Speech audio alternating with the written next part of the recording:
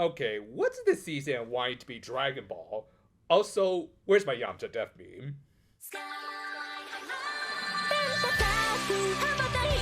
We open this week with our protagonist pondering over the events of the previous episode, and understandably becoming concerned about how they're going to deal with their new enemy in Spearhead. It was so stressful that Masho slightly burnt their bread, which honestly looks pretty tasty, so maybe they should actually stress out more. Nah, but seriously, I do kind of like how we are starting to rebuild the Undargu Empire as a genuine threat with scenes like this with the character showing genuine concern and fear. It doesn't make up for the lack of build for about half a season, but it's something at least. Anyway, they also wanted to figure out the identity of Pure Majesty. Alright, I see where this is going. They're gonna spend about most of the episode trying to figure out who Pure Majesty is, even though the answer's so damn obvious.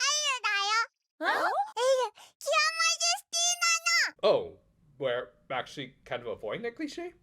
Alright, cool. We also got a special opening for the All-Stars F movie that's coming out next week, and yes, I will eat that crow from when I said that Pure Majesty wasn't going to appear. That said, of everything in this very Jin Tanaka comedy-ridden trailer, the thing that actually stood out for me personally was just this shot of Tsubasa and Kotoha together. If there are any Iruma-kun fans out there, you know what I mean. Anyway, coming back to the episode proper, everyone just kind of accepted that L was Pure Majesty, which, yeah, considering the massive amount of god-baby trope evidence, it was justified. Again, I will give points to the show for not being around the bush with this kind of stuff. Thus, they got right into getting her to try and transform. スプーンで変身は I don't know, I think the Tick would approve. But yeah, this would be the main plot of the episode, with L trying to transform, and of course failing until the big key moment of the episode. Meanwhile, is at least something interesting happening with this empire? Well, for once, we actually had a villain going to talk with the big bad of the show, and we even got a look at the Kaiserin. I mean, we just saw her chin and a little of her multicolored hair, but it's something, I guess? Yeah, I really am just grasping at straws at this point, aren't I? Anyway, back with the Precure, Elle did at least try to learn from her eventual teammates, and even imagine posing like each of them, which was cute, and it was good to see her be slightly more proactive than just dressing up as them. Granted, I don't think learning about the Fist of the North Star is a required Precure-ism. Thus, she then tried to learn from Mashiro, who was making some yogurt.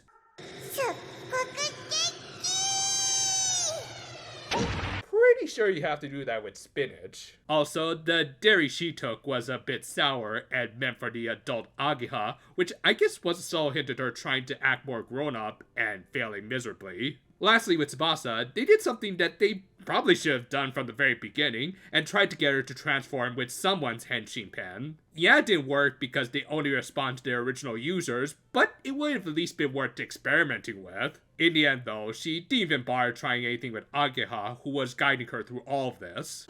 なかなかうまくいかなくて悲しくなっちゃったんだよね Yeah, and whose fault is that, Missy?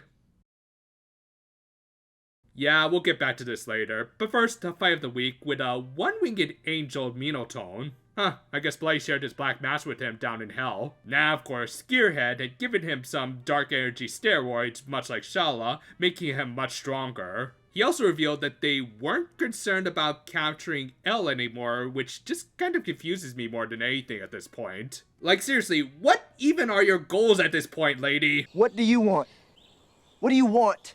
It's not that simple. What do you want? Still, this did at least lead into a decent first fight for the episode with the original 4. Not too much Sakuga, and a little slow here and there, but points for this clever combo attack with Sora and Tsubasa. However, Minotone started to push them back after he mixed up his DBZ and JoJo references.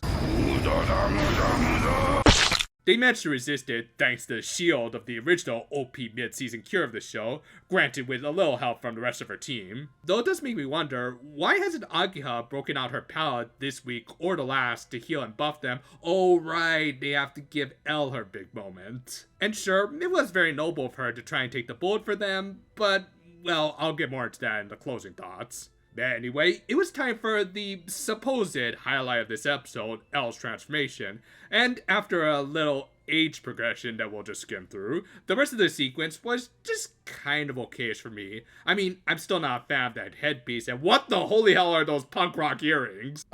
Elle, even in your current form, you're still too young to go through that sort of phase though, Missy. But seriously, that's just kind of a weird design choice for a cure themed after royalty. Or was Queen Elizabeth kind of funky in her final years? As for the rest of the sequence, it does unfortunately lack the speed and energy of the top two spots, Sora and Tsubasa, or unique stylings of Agya, so she does kind of fall into the fourth place for me, which does unfortunately mean Mashiro is still at the bottom. God, you deserve so much better, girl. But yeah, honestly, not a bad sequence, but also lacking in any unique touches other than those freaking earrings. Still, I guess she did manage to get her pen all on her own.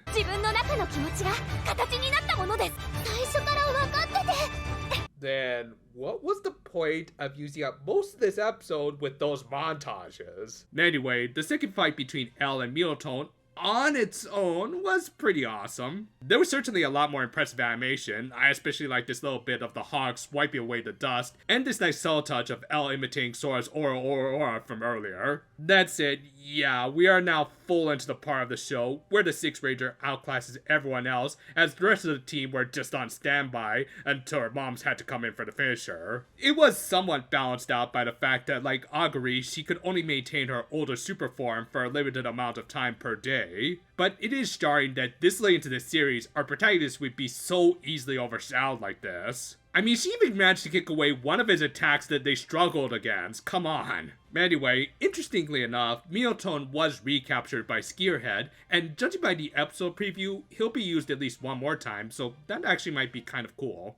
With that, the episode ended with everyone heading home and Mashiro proving that she is indeed best girl by showing subtle and yet very genuine concern about their new teammate. Of course, Elle closed the episode as Majesty, and not at all surprisingly was added to the ending sequence as if they didn't give us all of the hints. Okay, so I know that next week is going to be like the third and final part of Majesty's debut, but I do feel justified in saying right now that this Sixth Ranger debut so far has been mid. Again, a big problem is that Elle herself is still not that much of a character because she is a baby most of the time. However, that still doesn't totally excuse this just kind of their debut. And while this episode was actually much better than last week's in terms of building Elle's character, it's still going to take a little more to get me on the Majesty Express.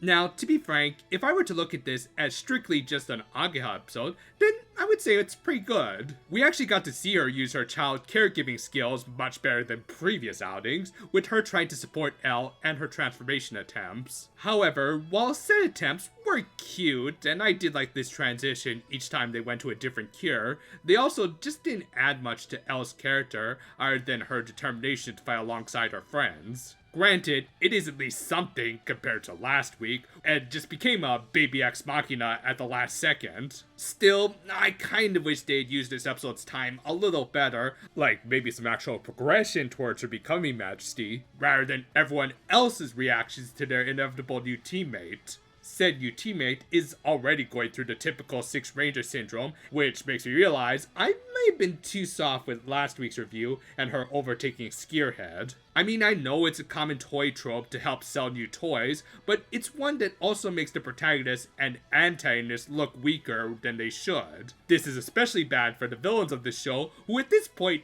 need all the momentum they can get. I honestly can't believe it's taken almost 3/4 of the season to even see the big bad's chin.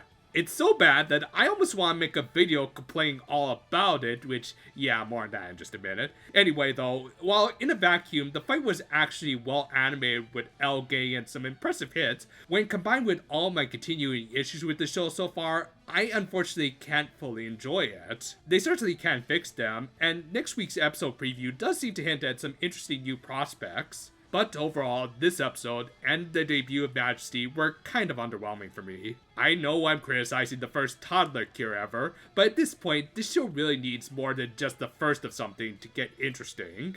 So, just a little heads up about the next Wednesday video, as we are going to do something a little different and actually put out our next big analysis video about this very season. Yeah, I ended up really getting to making this next video because one, I really want to talk about Raincoat and how good its writing is, and two, I wanted to vent my issues about this season by comparing their respective villains and settings. Yeah, a combination of frustration and fanboy makes for some good motivators. Still look forward to it, and until then though, farewell for now my friends, and oh, a text from my sister. Your niece wants to get piercings. Nope, Uncle won't allow it!